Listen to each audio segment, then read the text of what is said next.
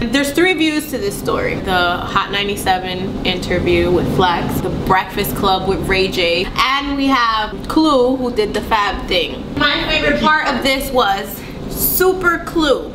Yes. After all this gangster, super pause, I'm gonna kill you, you dropped my top before, then only Clue can save us. I'm so Could you imagine that moment where Clue hears it and he's like, what? Wait, what? Like, don't put me in this shit. Like, what? And the whole time I'm hearing the 3 sides of the story, I'm most excited about 50's side because he is the hip-hop bully.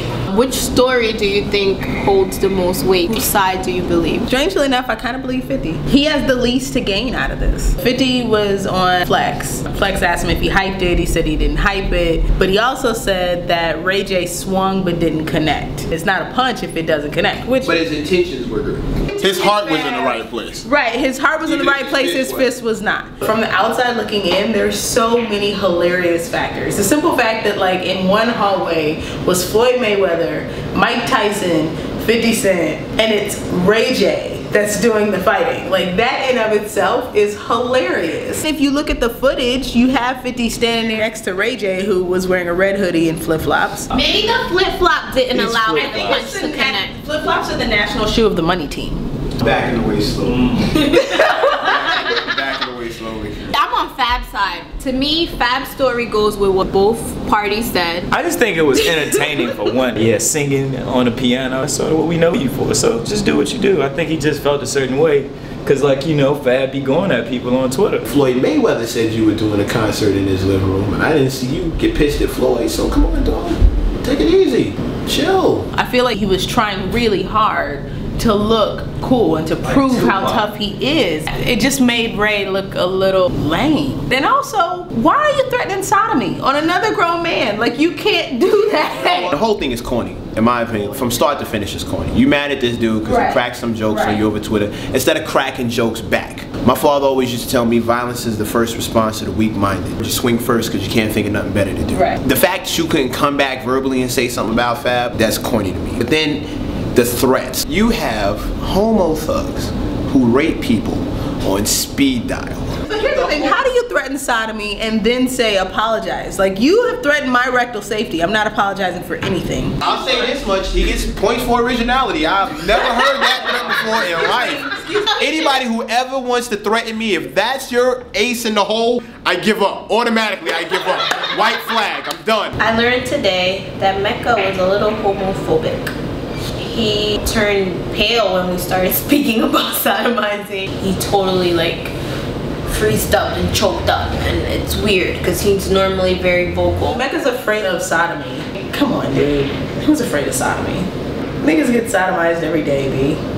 At the end of the day, this shit was crazy because he still sort of apologized. I was like, damn, he went too far to come back and be like, man, excuse the way I was yesterday. No, fuck that, dude. You have an indoor pool and outdoor pool. 3 Phantoms, 7 Ferraris. Outdoor basketball court. I got an indoor basketball court. I've got an outdoor umbrella. I've got an indoor umbrella. I've got an outdoor voice. I've got an indoor voice. We get all of this, Ray J, but at the end of the day, you still don't look cool.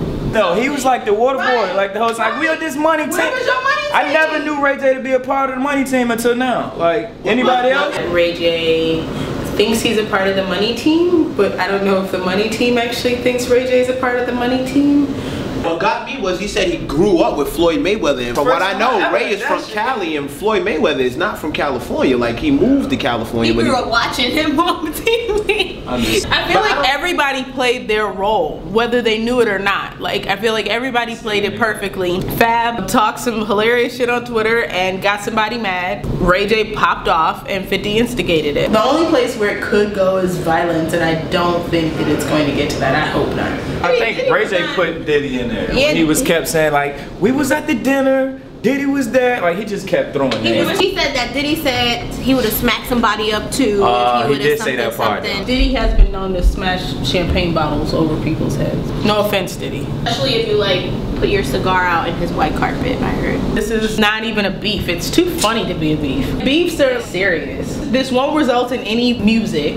It's Not that I'd be interested in hearing it if it did. Like, Fab might crack a couple of jokes, but I can honestly see him giving Ray J half a bar and moving on. I don't want to hear piano a cappella version of Hit 'Em Up by Ray J to Fabolous. Beef to me in hip hop is only entertaining when good music is gonna come out of it. I can't even see him giving Ray a full verse. Like, I can't even see that happen. But I don't even think there's enough material there. Ray's not gonna say anything back musically, so it's just like a waste of time. I also see Fabolous understand it's okay for him to perform without glasses, that he still can rock. That's like the first time he's ever done that, he said. But since they flew out somewhere in the scuffle, he had to perform without shades. This is so corny. There's so many more things in the world we should be paying attention to than these two dudes in a make-believe beef, whatever the fuck is happening. Do you honestly think there's a vendetta against Ray J now from the Street Fam guys? Because those guys are kind of rough. It was entertaining, but when real life starts to happen, I hope that he can live up to those threats that he made to Fabolous and his team. I think they activate when it's real, and I don't think this is real. I'm not gonna say which one because I don't want him looking for me. But one of them tweeted, "Is Ray J gonna be at the Hip Hop Awards? Because we're gonna be at the Hip Hop Awards." Fab is still the captain of that ship, though. You know what I mean? And Fab will take on to that leadership role, like, yo, fuck that shit. I'm gonna wait and see what he do. I'm done with it as far as I'm concerned, but he talked all this shit, so now we gotta see if it's really real. And if nothing happens, nothing happens. Do you feel like this puts a spotlight on the little known problem of forced sodomy in the hip hop community?